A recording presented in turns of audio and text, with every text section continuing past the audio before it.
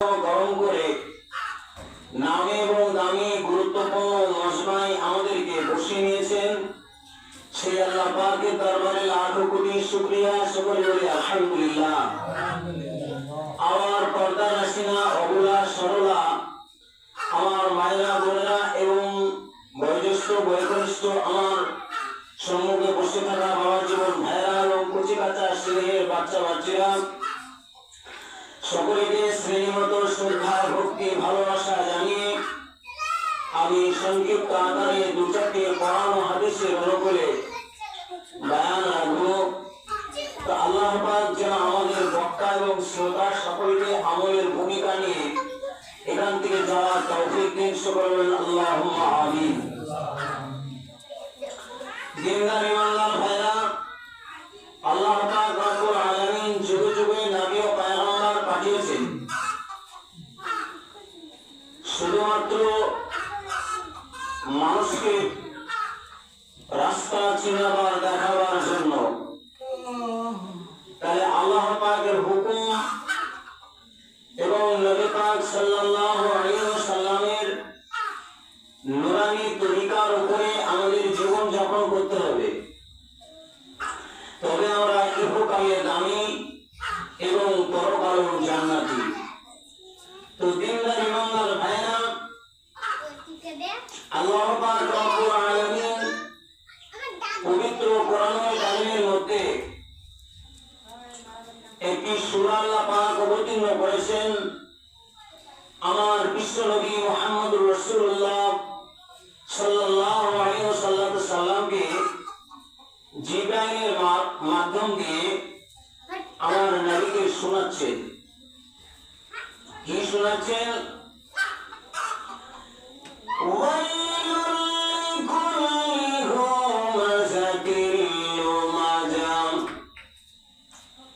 আল্লাহ পাক রব্বুল আলামিন আমার বিশ্ব নবী মুহাম্মদুর রাসূলুল্লাহ সাল্লাল্লাহু আলাইহি ওয়াসাল্লামকে বলেন, হে নবী আপনি জানিয়ে দেন, ওয়াইলুল লিকুল্লি হুমাযাতিল লুমাযা, ওয়াইলুল লিকুল্লি হুমাযাতিল লুমাযা আল্লাযী জামা'a মালাহু ওয়া আদ্দাদা ইয়াহসাবু আন্না মালাহু আখলাদা কাল্লা লা ইউনবাযান্না ফিল হুতামা। আল্লাহ রাব্বুল আলামিন হুতামা নামে একটি দুজক আছে। এই হুতামা দুজকের মধ্যে তিন প্রকারের মানুষ যাবে। এই হুতামা জাহান্নামে তিন প্রকারের মানুষ যাবে। সেটা আমার বিশ্ব নবী মুহাম্মদুর রাসূলুল্লাহ সাল্লাল্লাহু আলাইহি ওয়াসাল্লামকে আল্লাহ পাক শুনিয়ে দিয়েছেন পবিত্র কালামুল্লাহ শরীফের মধ্যে।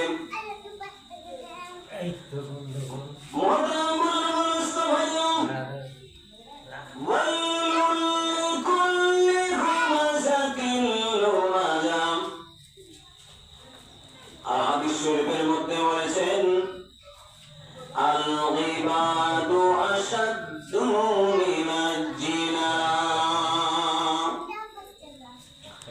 দুর্ভোগ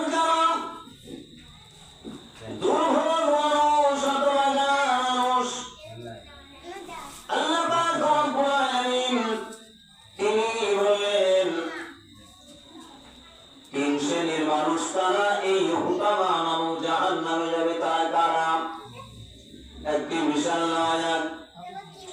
ভাইয়া আমার দুজন যুবক এবং যুবতী, তারা জীবনে গুনাহ করে ফেলেছে, জিনা করে তারা গুনাহ করে ফেলেছে।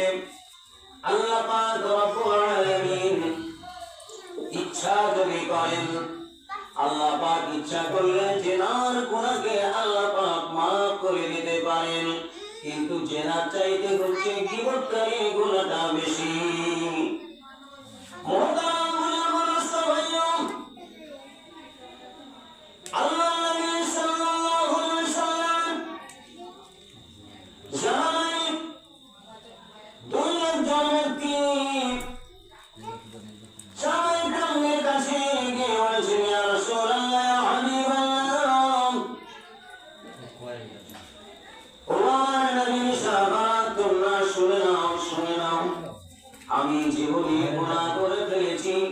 আমার জীবনের গুনাহকে আল্লাহ পাক রব্বুল আলামিন মাফ দিবে কি দিবে না, বিষয় একটু বলে দাও। আল্লাহ নবী সাহেব বললেন, আমার সম্মুখে তুমি বলে শুনে যাও, তোমার গুনাহ পাক মাফ দিবে কি দিবে না। সাহাবীটার নাম হচ্ছে হযরতে আবু হুরায়রা রাদিয়াল্লাহু তাআলা আনহু। এই সাহাবীর বিশ্বনবীর কাছ থেকে আসার পরে আবু হুরায়রার বাড়িতে গেটের গোড়ায় দাঁড়িয়ে আছেন। আল্লাহর নবী সাহাবী মুখটা ফিরিয়ে নিলেন, নেওয়ার পর আল্লাহর নবীর কাছ থেকে বাড়ি থেকে আবার বেরিয়ে চলে গেলেন। যাওয়ার পরে বিশ্বনবী মুহাম্মদুর রাসূলুল্লাহ সাল্লাল্লাহু আলাইহি ওয়াসাল্লামের কাছে বর্ণনা দিলেন, ইয়া রাসূলুল্লাহ, ইয়া হাবিবাল্লাহ, আমি একজন মহিলাকে ফিরিয়ে দিয়েছি। বলে কি জন্য ফিরিয়ে দিয়েছো? একজন জেনাকারী মহিলা, সেই মহিলাটা আমার কাছে এসে বলছে আমার গুনাহ মাফ দিবে কি দিবে না। মেয়েটাকে দুচ্ছে করে তাড়িয়ে দিলাম। কপাল থামড়াতে থামড়াতে মেয়েটা চলে গেল। যার পরে আল্লাহর কাছে বলেছেন, নবী বলেছেন, সাদাল্লাহি মান জাদাল্লাহু ফাদাতান আইনা। যে রাত্রি জাগরণ করে, রাত্রি রাতে আল্লাহ পাক রব্বুল আলামিন তিনি আপনার 7 নম্বর আসমান থেকে 6 নম্বর আসমানে আসেন, 6 নম্বর থেকে 5 নম্বর, 5 নম্বর থেকে আপনার 4র্থ নম্বর, 4র্থ নম্বর থেকে তৃতীয় নম্বর, 3য় নম্বর থেকে 2 নম্বর। আল্লাহ পাক রব্বুল আলামিন রাতে প্রথম আসমানে তিনি নেমে আসেন। তিনি বান্দাদেরকে ডাক দিয়ে বলেন, বলো আমার বান্দারা, তোমরা কে কি চাও আমার জন্য একটু বলো। তোমরা যদি কেউ চাও জীবনের গুনাহকে তোমরা মাফ করে দিতে পারো, তোমরা যদি কেউ রুজি চাও, রুজির ব্যবস্থা তোমার আমি দেওয়ার জন্য তৈরি আছি, তোমরা চেয়ে নাও। তোমাদের তাম জীবনে তোমরা অসুখে বিসুখে আছো, তোমরা চাও, অভাবে অনটনে তোমরা চাও, আমি আল্লাহ রব্বুল আলামিন তোমার কাছে তোমাদেরকে পুরা করে দিব। তাই ওই ব্যক্তি অসাধারণে কান্না করে করে আল্লাহ পাক রব্বুল আলামিনকে এত খুশি করেছেন, তাম জীবনের গুনাহকে তার মাফ করে দিয়েছে। তারপর দিন সকালবেলাতে আল্লাহ নবী সাল্লাল্লাহু আলাইহি ওয়াসাল্লামের কাছ থেকে হযরতে জিবরিল আমিন আসলেন নবীজির কাছে। আসার পরে বলেছেন, ইয়া রাসূলুল্লাহ, ইয়া হাবিবাল্লাহ, ওই মহিলাটাকে ঘুরিয়ে দিয়েছেন আল্লাহ পাক রব্বুল আলামিন, তামাম জীবনের গুনাহকে মাফ করে দিয়েছে। আল্লাহ পাক রব্বুল আলামিনের নবী বলেছেন, ওরে আমার সাহাবী আবু হুরায়রা, তুমি যাও ওই মেয়েটার কাছে, তুমি চলে যাও, যেভাবে হোক না কেন যেখান থেকে খোঁজাখুঁজি করে মেয়েটাকে সংবাদটা দিয়ে দাও, তামাম জীবনের গুনাহ আল্লাহ পাক মাফ করে দিয়েছে। ভাইরা আমার জীবনেরা 2 নম্বরে গিয়ে চলেন। আল্লাহ পাক রব্বুল আলামিন ওয়াইলুল লিকুল্লি হুমাযাতিন লুমাযা আল্লাযী জামা'a মালান ওয়া আদ্দাদা। অনেক ব্যক্তি আছে আপনার, ওই ব্যক্তি হতাশা জাহান্নামে যাবে। যে ব্যক্তি মানুষের দোষ ধরে বেড়ায়, যে ব্যক্তি মানুষের দোষ ধরে বেড়ায়, মানুষের দোষ যদি কোন মানুষের হয়ে থাকে, সেই মানুষকে গোপন সূত্রে বুঝাইতে হবে। আর গোপন সূত্রে যদি না বুঝাও, তার দোষটা তাকে গোপনে বুঝাতে হবে। বুঝিয়ে তাকে বলতে হবে, বলে ভাই এটা হচ্ছে খারাপ কাজ, এটা কিন্তু খারাপ কাজ নয়, এটা হচ্ছে খারাপ কাজ, তুমি কাজটা করো না। এবার তা না করে আমরা এমন কাজ করি। আমরা একটা চায়ের দোকানে বসলাম, চায়ের দোকানে বসার পরে গান ওই দোষটার কথা গানানোর পরে ওখানে 10টা মানুষ শুনলো, তারপরে আবার আরেক জায়গায় গিয়ে ওই 10টা মানুষ একজন একজন করতে করতে আবার 10টা মানুষের কাছে গাইলো। তাহলে করা হলো 10 10 100টা হলো। এই অপারের দোষটা কতটা লাভ সেই বিষয়টা আপনারা একটু জানেন। আল্লাহ পাক রব্বুল আলামিন মহা হাসরের মাঠে যেই দিন আল্লাহ পাক রব্বুল আলামিন বিচারে বসবেন, যিনি বিচার করবেন, সেই সময়তে মানুষ একটা নেকির কারণে ছোটাছুটি করবে। সেই দিন বাবার কাছে যাবে, মায়ের কাছে যাবে, বিবির কাছে যাবে, নিজের ভাইয়ের কাছে যাবে, কারো কাছে কেউ একটা নেকি তারে দিবে না। সেই দিন আল্লাহ পাক রব্বুল আলামিন ওই মানুষটাকে বলবেন, তোমার জীবনে অনেক নেকি হয়েছে, তুমি এই সমস্ত নেকি গুলা নাও। তখন বান্দা বলবে, আমি জীবনে এত ভালো কাজ করিনি, আমি জীবনে ভালো কাজ করিনি, আমার এত নেকি কোথায় থেকে হলো? আমি তো জীবনে ভালো কামই করতে পারিনি, আমার জীবনে কেন এত নেকি হলো? কি ব্যাপার? আল্লাহ পাক রব্বুল আলামিন বিচারের সিংহাসনে বসে বললেন, বিচারের সিংহাসনে বসে বললেন, ওরে আমার বান্দা, তুমি জীবনে একটি দোষ করেছিলেন, তোমার দোষের কথাটা তারা একজন করতে করতে 100 জনা করতে করতে 1000 মানুষের সামনে ওই মানুষটা বয়ান করেছিল, তোমার যতটা গুনাহ হয়েছে ওর খাতাতে চাপিয়ে দিয়েছি, আর যতটা নেকি ছিল ওই সমস্ত নেকিগুলা তোমার খাতাতে চাপিয়ে দিয়েছি। ভাইরা জীবনা দোষ ধরা কত বড় লাভ! সর্বনাশ, সর্বনাশ। এই দোষ ধরা বলছে যে ব্যক্তি অপরের দোষকে ঢেকে রাখলো, আল্লাহ পাক রব্বুল আলামিন কাল কিয়ামতের মাঠে তার দোষকে ঢেকে রাখবেন। গোপন সূত্রে আল্লাহ পাক তারে বিচার করাবে।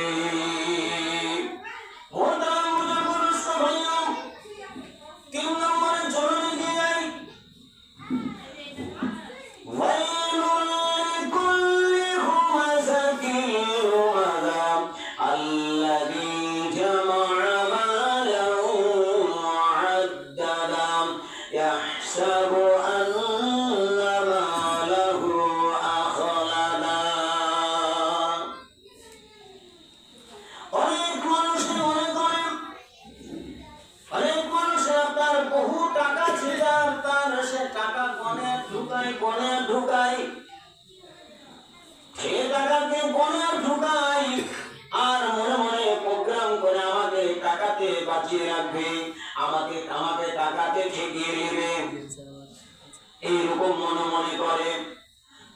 আমার বুজুর্গস্ত ভাইরা, ওই টাকাতে কোনোদিন বাঁচাতে পারবে না, টাকাতে কোনোদিন ধন সম্পদ বাঁচাতে পারবে না।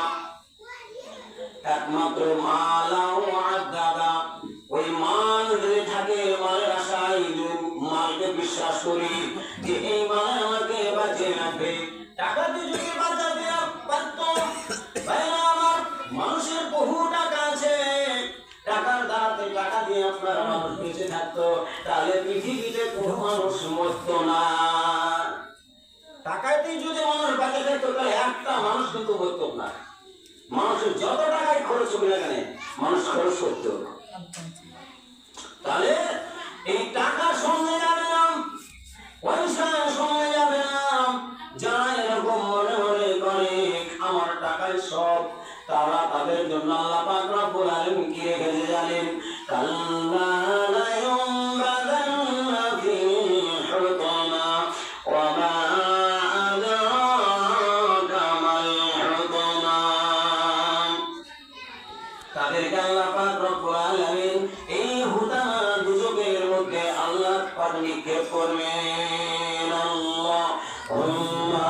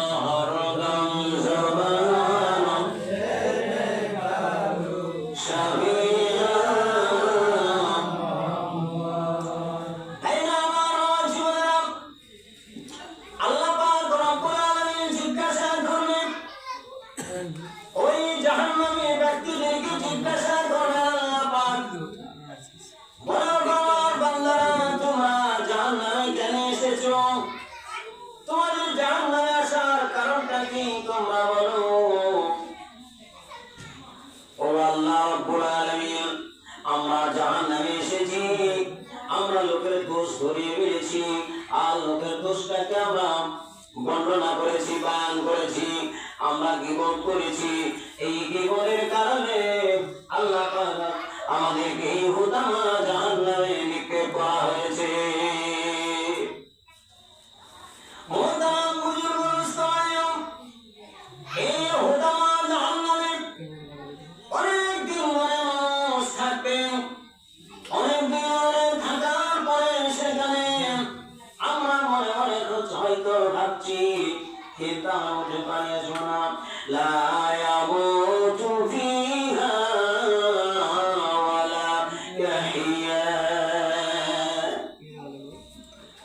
সেখানে মানুষ মরবেও না, বাঁচবেও না, একই রকম থাকবে।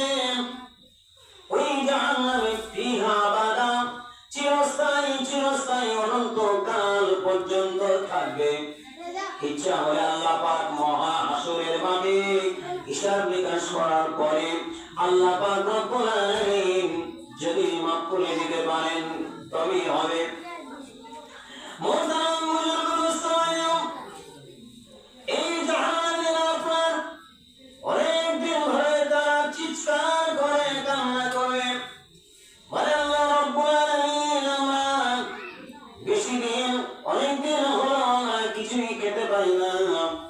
আল্লাহ গো, তুমি আমাদের জন্য একটু খাবারের ব্যবস্থা করে দাও। চিৎকার করে করে এখন ফেরেশতারা আপনার আল্লাহকে বলে, আল্লাহ, অনেকদিন থেকে যারা জাহান্নামে থাকি, জাহান্নামে আছে, এদের জন্য আপনি কিছু খাবারের ব্যবস্থা করে দেন। সেই দিন আল্লাহ পাক রব্বুল আলামিন ফেরেশতাদের বলবেন, লাইসা লাহুম তাআমুন ইল্লা মিন দরিব। সেই দিন আল্লাহ পাক রব্বুল আলামিন জরি নামক একটি কাঁটা আছে, আপনার গাছ আছে, সেই গাছ থেকে একটি ফল দিয়ে খেতে, এই ফলটা যেমনই খাবে ক্ষুধার কারণে এই ফলটাকে আপনার পরমার করে যাবে, খেয়ে নেবে। খেলার পরে শুধুমাত্র আপনার গলা থেকে নিচেও নামবে না, আর উপরে উঠবে না, আবার চিৎকার করতে থাকবে, মাওলা এমন খাবার আমাদেরকে দিলে খেতে, যে খাবার খেলাম এই খাবার আমাদের গলা থেকেও নামে না, আমাদের গলা থেকে উঠেও না, নিচ থেকেও নামে না। মাওলা, তুমি আমাদের জন্য একটু ব্যবস্থা করে দাও। আমার অনেকদিন ধরে কান্না করবেন, অনেকদিন ধরে কান্না করে করে আমার ব্যতিব্যস্ত হবে। এই ব্যতিব্যস্ত হওয়ার পরে আল্লাহ পাক রব্বুল আলামিন যাও তাদেরকে এমন একটা তাদেরকে ফল দাও, খেতে লাআকিলুনা মিন শাজারিন যাক্কুম আমালিউনা মিনহাল বুতুন। কোরআন কারীম থেকে আল্লাহ পাক বলেছেন, শাজার হচ্ছে গাছ, আর যাক্কুম মানে হচ্ছে একটা ফল। এই গাছের ফল একটা দিলে খেতেন, এই ফলটা আপনার পেটের মধ্যে চলে যাবে, পেটের মধ্যে গিয়ে সমস্ত নাড়ি ভুঁড়ি গুলাকে আপনার একত্রিত করবে, একত্রিত করে আপনার নামবেও না, উঠবেও না। এই যাক্কুম ফল আপনার কাটা হয়ে জড়িয়ে থাকবে, কেউ তারে ফিরাইতে পারবে না। মানুষ বলবে সেদিন এত ব্যতিব্যস্ত হয়ে যাবে, পাগল পারা হয়ে যাবে, আল্লাহর